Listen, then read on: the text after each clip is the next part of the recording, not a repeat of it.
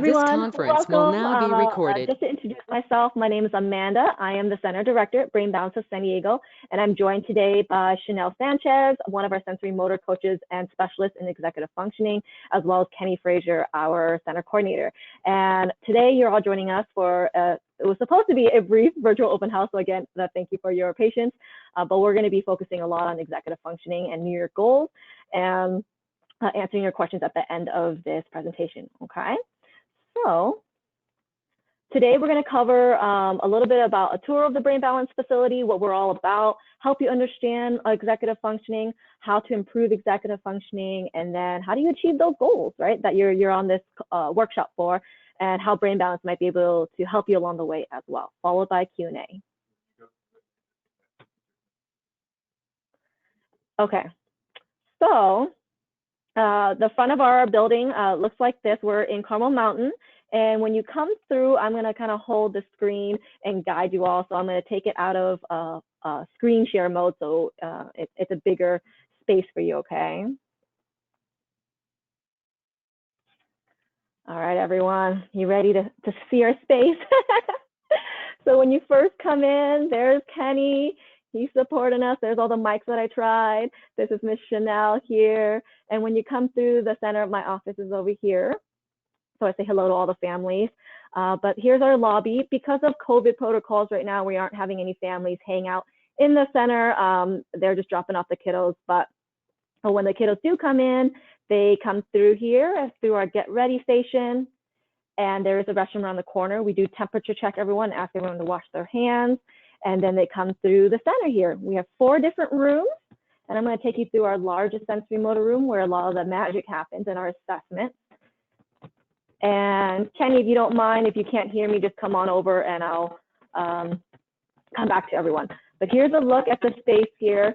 We assess and work on quite a few areas of development, from growth and fine motor skills to cognition, to balance, and something we call proprioception, which is your sense of yourself and the space around you. We work on visual processing, auditory processing, and various body awareness activities as well. And we work with a lot of different kinds of kids who struggle academically, socially, or behaviorally. And let me share my screen again. And it really doesn't matter if it's a diagnosis or not.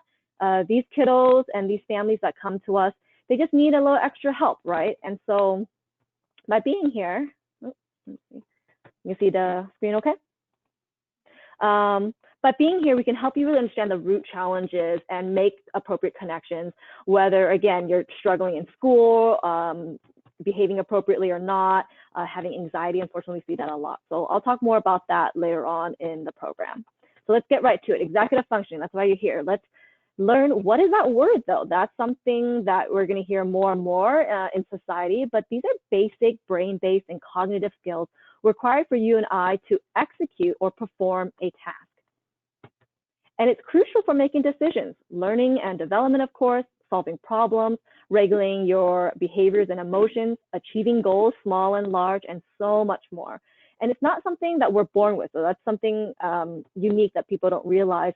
A lot of it is controlled by our frontal lobe that I'll talk more about later, and it's something that you have to foster and grow, particularly practice and see modeled in front of you. So we're going to teach you some ways to improve your executive functioning later too. It's also your ability to manage, self-manage towards creating and achieving goals. I mentioned small and large, right? Something as simple as going and putting on your socks in the morning to something like turning in your homework, to something bigger like a project. And you really get a chance to reflect on your own progress and make those decisions in your everyday life. Now, most of us have a combination of strengths and challenges in executive functioning, and Chanel is going to go into that next. So first, actually, is examples of executive function. So go ahead, Chanel. Let's see if we can hear you first. And if not, perfect. Can you hear me okay? I can't hear anything, but if you folks can tap in the chat box again, if you can hear Chanel, if it sounds okay, if it's too faint, we'll switch mics if it's not quite working out. Tonight's been an interesting night. All right, testing. I hear Lori say yes. Okay, awesome. All right, so we have a nice list here of examples of executive functions, and starting with behavior impulse control, response inhibition, emotional regulation.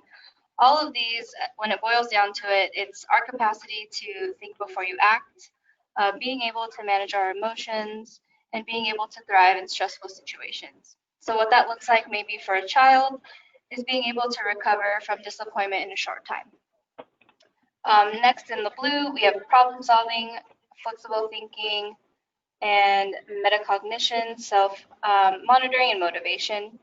So what this looks like is this is our ability to adapt to changes, and our ability to kind of stand back and take a bird's eye view of ourselves in a situation. So how am I doing? How did I do? How can I make it better?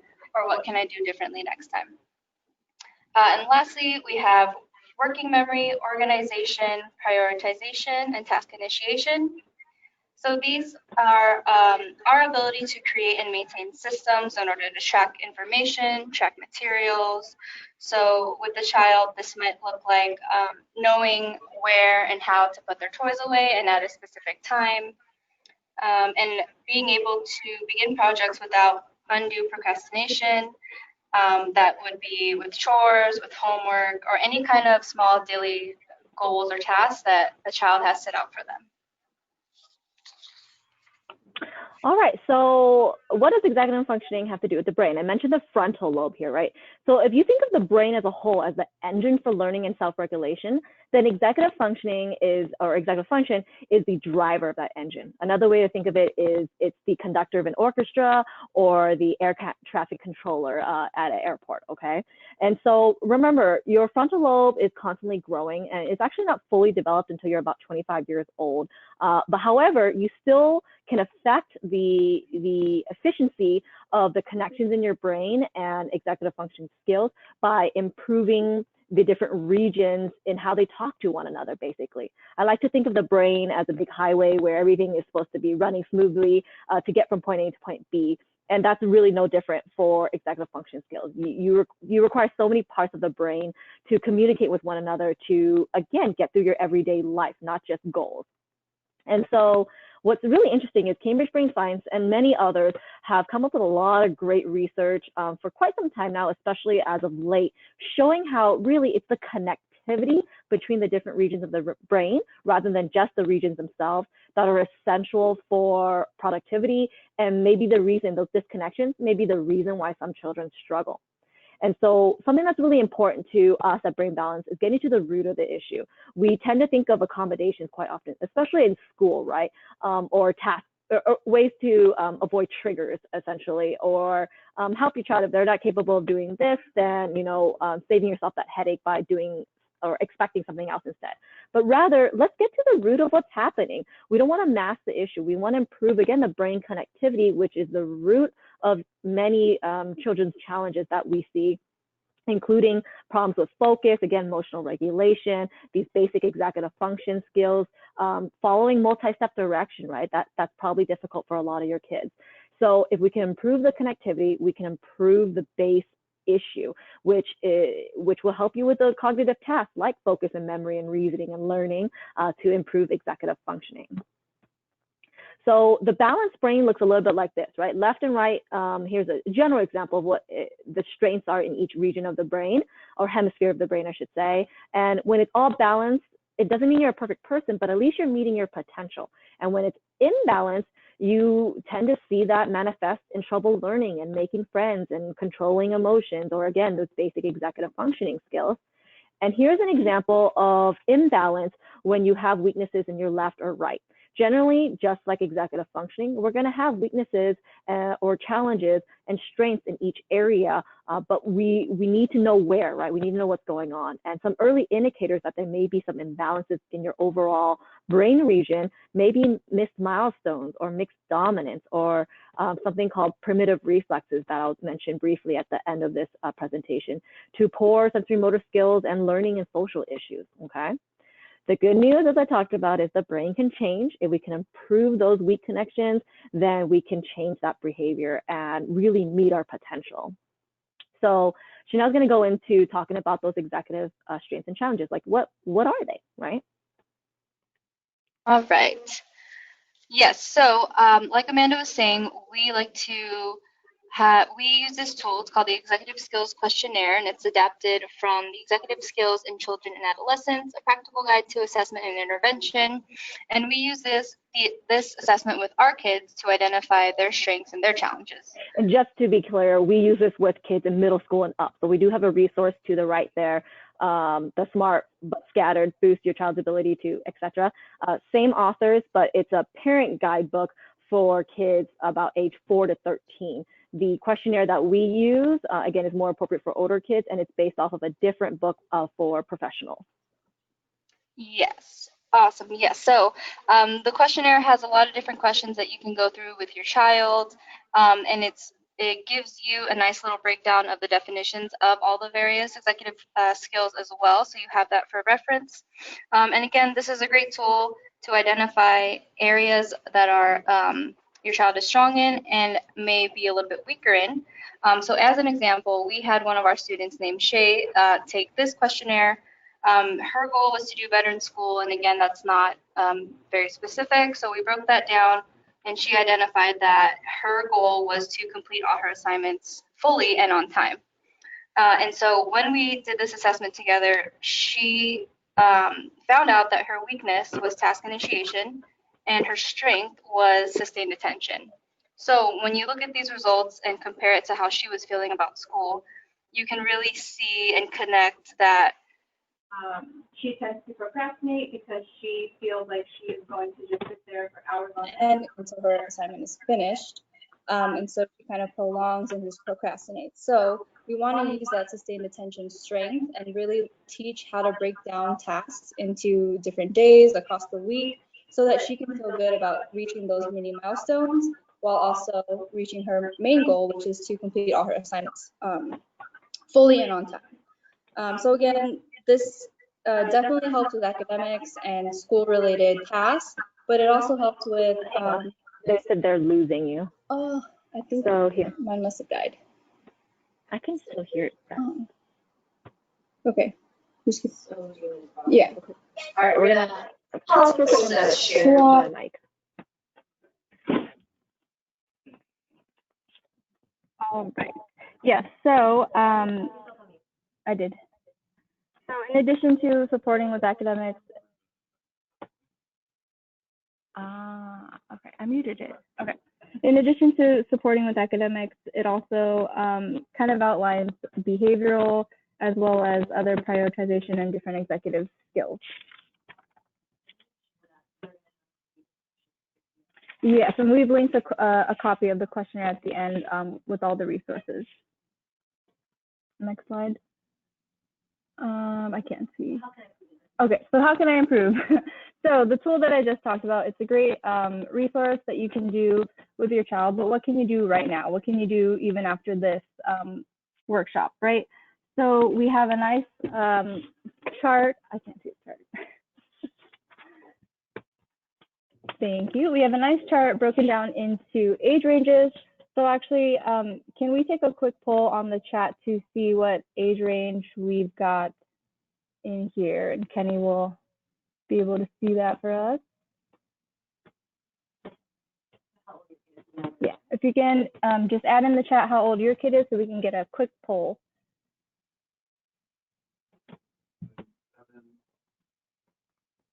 7, 11, 5, 6, 8, 5. Okay, perfect. All right, so we can start with the 0 to 5. So this is probably something that you're already doing. Like I said, a lot of games, a lot of songs, imaginary play. But what we want to do is focus on how do we practice these activities with our child with the intention of developing those executive functioning skills. So I have here on the right the different areas that these kinds of games really work on. So matching and sorting games, definitely a working memory game. And then you also introduce organizing by shape, color, and size. With sing along and imitating movements and all those different kinds of things, you are working on attention, you're working on memory, and also self-control with body movements, developing speech, and then rhythm and timing to really teach them how to sync up to their body, sync up to the world, sync up to whatever's going on in their environment. With coloring, of course, they're probably already doing that, but you really want to focus on fine motor skills, how they hold the pen, the crayon, the pencil, etc. Impulse control, so making sure they can stay in the lines or at least in the paper. And then again, that focus, being able to color for a set amount of time that you've designated for them. Watching animated movies and TV shows for kids, this is awesome because you're probably already doing this, but one way you can engage them is to ask them to tell you the sequence of events that occurred. Recall and retell the story to you. This definitely helps with working memory and exposing them to new topics that they maybe haven't experienced in their own life that they can watch on the screen. Moving on to 6 to 12. So everything that we've done in 0 to 5, you can still do now, but we want to make them a little bit more complex. So board games and card games, you want to make them more complex, have a little bit more where they can practice their reasoning skills, being able to follow rules, again, strategy, planning to meet a goal, breaking down different tasks that need to be completed, and then also being able to deal with frustrations, right? We don't always win every time. We have to wait our turn when we're playing games with multiple people. All those different things play into their executive functioning. And then last within this range, we have instruments, dance, martial arts, really any kind of organized sport. It's going to give them structure. It's going to encourage them to put effort into something, really focuses on body coordination, their movements in space, and it gives them the opportunity to adapt working with others as well as a new environment.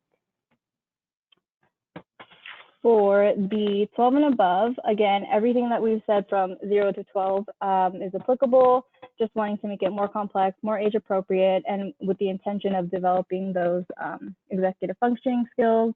But now we can start introducing planners, study skills, chore charts, pretty much any kind of checklist or even timers as well, so that they can start learning how to prioritize based on importance, organizing their time and space, and then creating goals and following through on those different pieces towards meeting those goals. And last, we have self-talk and reflection.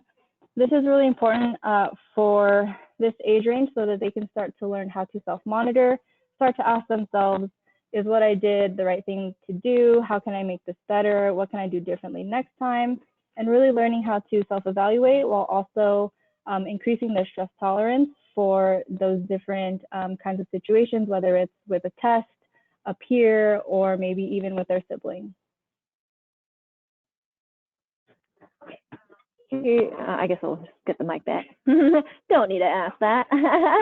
Okay, so remember, this is just a taste of a full workshop we would do. So you're going to get more resources on the last page of the PDF of this presentation that you can utilize. And of course, you can use this as a resource of, okay, what specifically can I do more to help my child? But let's take the next step into actual goals. Oftentimes, New Year's goals, New Year's resolutions, whatever you want to call it, as you all know, there's a very high fail rate, but typically it's because they didn't follow this SMART goals guide. And for you, for your child, for your family goals, try to make them specific. The more specific, the better. Generally, goals are too broad, and that's why they fail. They also have to be measurable. How do you know that you're succeeding, right? And creating mini goals to measure that progress. They also need to be achievable and realistic, right? So if it's too grand, I mean, what did you expect? You got to set yourself up for success.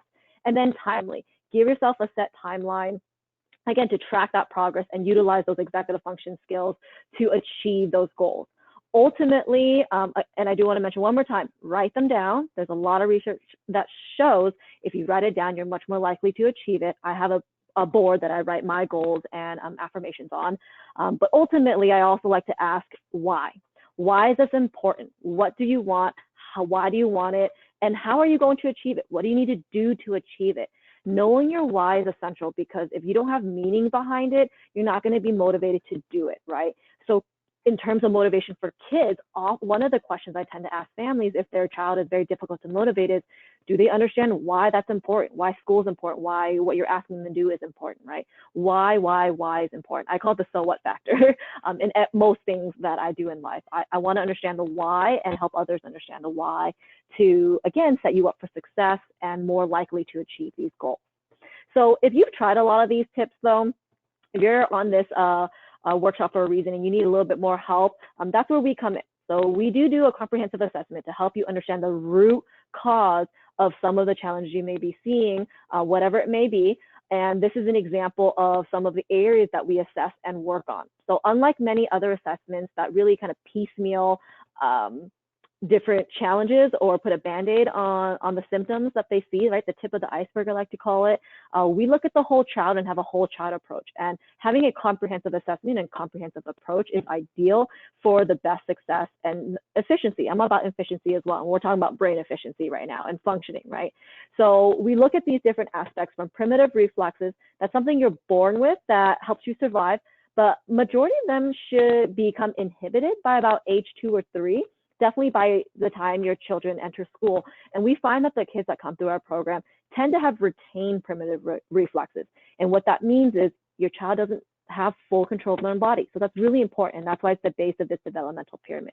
But we look at all your sensory motor skills. That's essential because for the over billion neurons that are in your brain, for that to get triggered, what tends to trigger it the most are your different sensory motor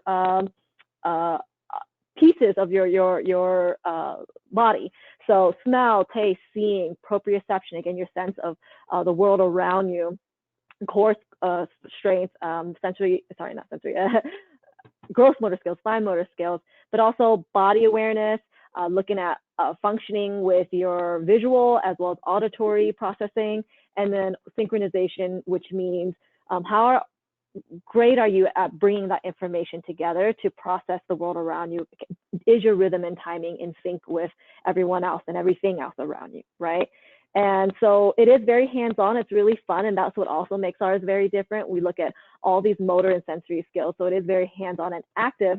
Basically, the kids are coming here to play, and we also assess their academic and cognitive skills, particularly attention, memory, inhibition, and reasoning. And remember, this is all highly aligned to executive functioning skills. And we need to see the whole picture to present the best plan. And from there, we can support you however you need. Typically, it's about an hour and a half to 2 hours. And again, very hands-on, very quick, very fun. I rarely have kids come out of here not enjoying themselves. And then you and I, or whoever is coming to the assessment, will meet again about 24 to 48 hours later to go over the report and our suggestions. Typically, just so everyone knows, our cost of our program is $195, but for being part of this workshop, we are offering you a assessment special of $145 for the next 24 hours. So as long as you book with us, we're happy to honor that. And we're going to be following up with you as well if we don't hear from you, but definitely contact us. So we're a solution that works. We've worked with over 45,000 families, and we have very high success rate and satisfaction rate, not just at this center, but across the nation. So I encourage you, if your struggles are beyond what you can handle, don't feel like you're alone. Remember, we're a village. I just talked about that on Fox 5 News this morning, how you shouldn't feel alone. Reach out to the schools, reach out to your different providers, and reach out to organizations like us, because it really takes a village to support that individual. And I just want to mention too, oftentimes poor executive functioning tends to be associated with kids with ADHD.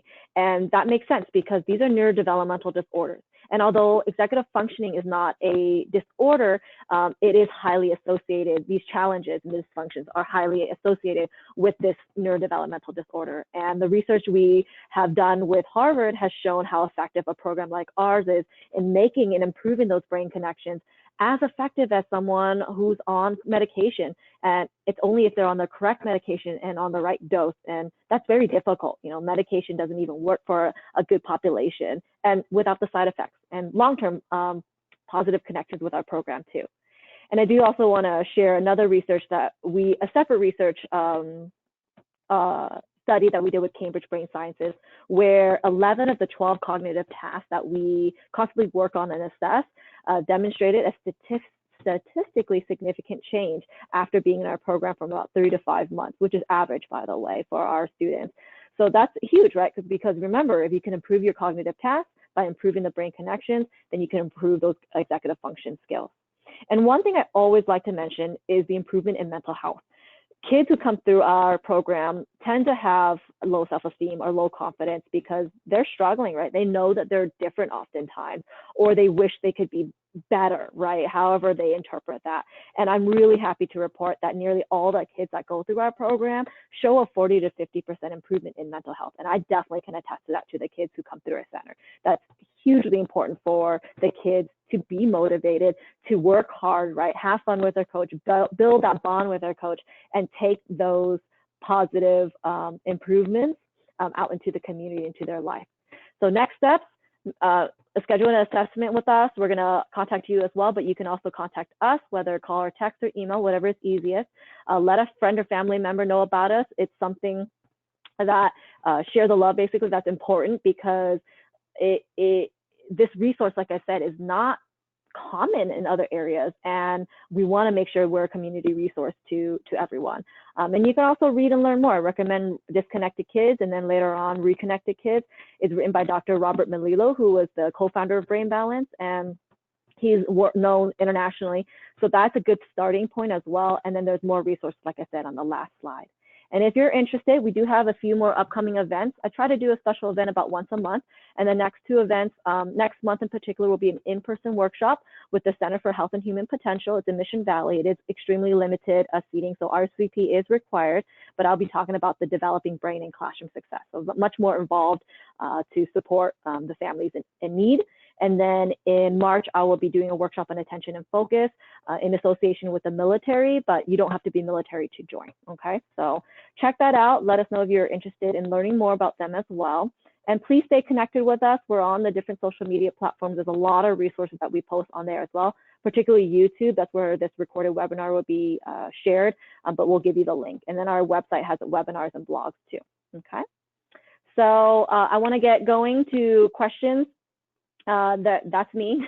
Hello. And there's Shana. I know her camera wasn't on again. Technical difficulties. We just want to keep it simple. So feel free to type in your questions, or if you want to unmute yourself, feel free to do that. But you know what, actually just type it in because I'm not hearing everything. So another technical difficulty. But go ahead and type in your questions. If you would like it to be more private, feel free to email us again at sandiego@brainbalancecenters.com. So I'll give everyone a chance to kind of soak in that information. I know there was a lot, but I want to, again, respect your time since we ran late. So we're right at that 30-minute mark right now.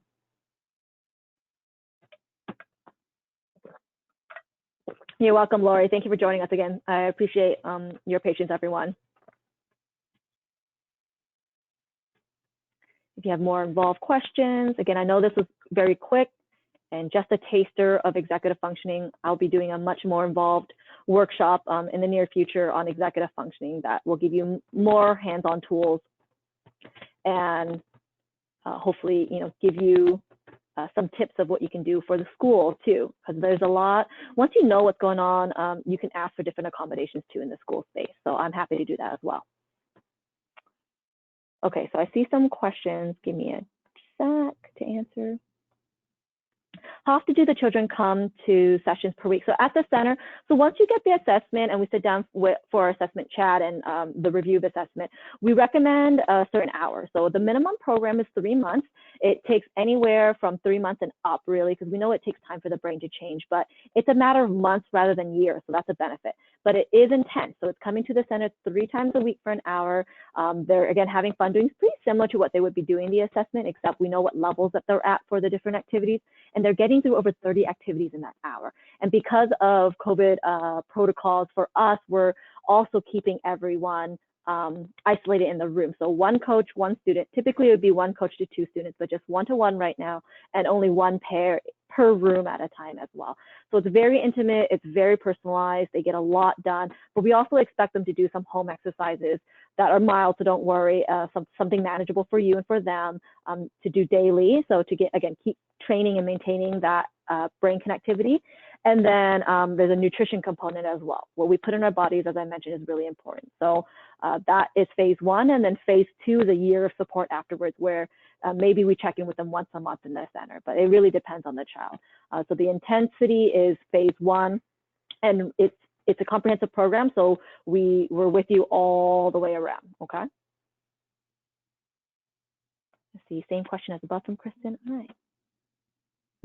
Glad to answer that.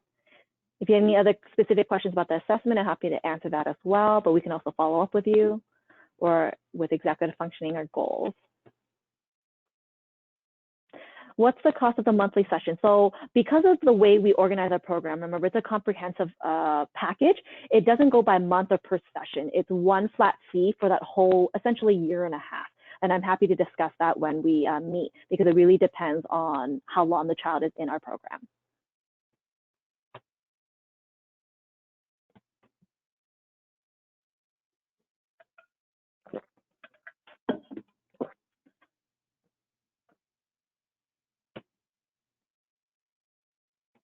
I'll give some folks some time to kind of think if they wanted to jump in with any other questions.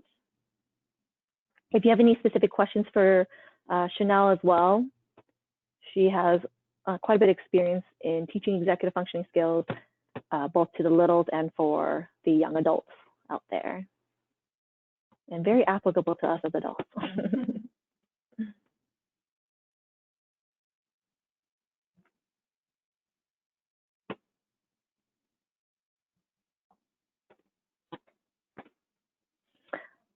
Okay, are there multiple coaches and how are they matched with the children? Great question. Yes, I have a few coaches. We are a very small team and we're a very strong and powerful team. So I'm very careful of who I bring on because they need to have a very unique background experience, and we do extensive and ongoing training with our coaches. Almost all of them are also internationally board certified cognitive coaches. So that's something addition that we do to support our team and our families to make sure we're really bringing the best to the table. And so how we match the children, it really depends on the personality and the goals. And so when I pair kids, it's dependent on your availability of when you can be at the center. We do programs, by the way, Monday, Tuesdays, Wednesdays, and Fridays at the moment. So it depends on your availability, which is limited, by the way, because we do have a lot of students in our program, and only one-to-one limits us quite a bit, and only one pair per room also limits us. So we look at your availability, what we have open, and then who are they best matched with, personality-wise and goal-wise. So everything is very carefully planned. And they typically have a main coach. It doesn't mean they're only going to have one coach. Some kids do, but we want to make sure we teach them flexibility as well, that they're not so fixated on one coach and unable to perform their best with another. So we consider all those factors when we work with our kiddos. Everything is adaptable and personalized, though, as we go.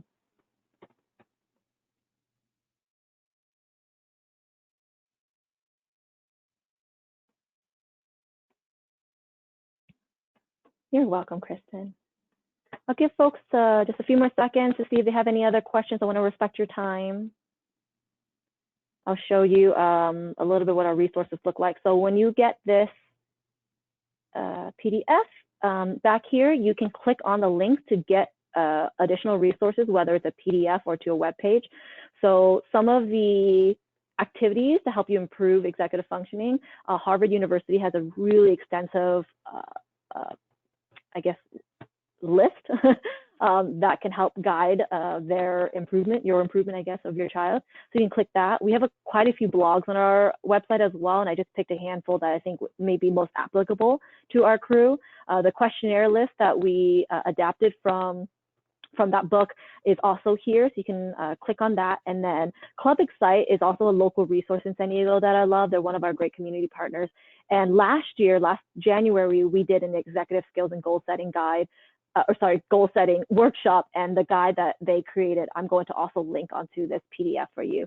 So I think that might be helpful for setting family goals and empowering you to be successful and empowering your child to be successful in achieving it. And then that book I mentioned that may be helpful if you have kids 4 to 13 before the middle school, high school, and up range is Smart But Scattered. So it is a workbook. It's not like a little book just for information purposes. It's for you to actually hands-on work on improving these skills. That comes highly recommended. I see one more question is, what is the certification background of the coaches? Are they behavioral therapists or developmental therapists? We do not have any certified or licensed therapy. So we are non-medical, and there's many benefits to that. Being non-medical, we can look at your whole child and have a whole child approach, where in the medical community, you can only get services that are medically necessary, and that's where you're limited. And so we have professionals who are maybe ABA specialists or OT or PT or speech, and even physicians that we partner with in the community who can fine-tune additional needs that your family may need either simultaneously or afterwards. But there's many families who come to us who've been through these services for years with very little success until they get to us. And a lot of times they don't need services after a program like ours because now they've created that strong foundation, right? There's no longer do they have those cracks where those services were not effective because of it, right? But sometimes you do still need help, and that's when you can walk away from a program like this much more able to be successful in those services. However, all of our coaches and our staff are highly trained. They all have their degrees. They're internationally board certified cognitive coaches. They're ongoing training. They all have their experience before coming here working with this population as well. So we have a, again, very strong team, and you're in really good hands, so don't worry. And what's the average experience level of your coaches? Again, very high. So I have very high standards of myself and my team, and I will tell you right now, it's very difficult to hire. And so once I find those golden nuggets, however long it takes me, and sometimes it takes me months upon months, I do my best to keep them. So a lot of our coaches have been here for quite some time and have had extensive experience before coming to our center.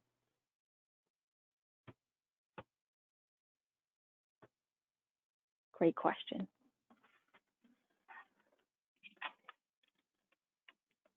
Okay. Feel free to ask anything else.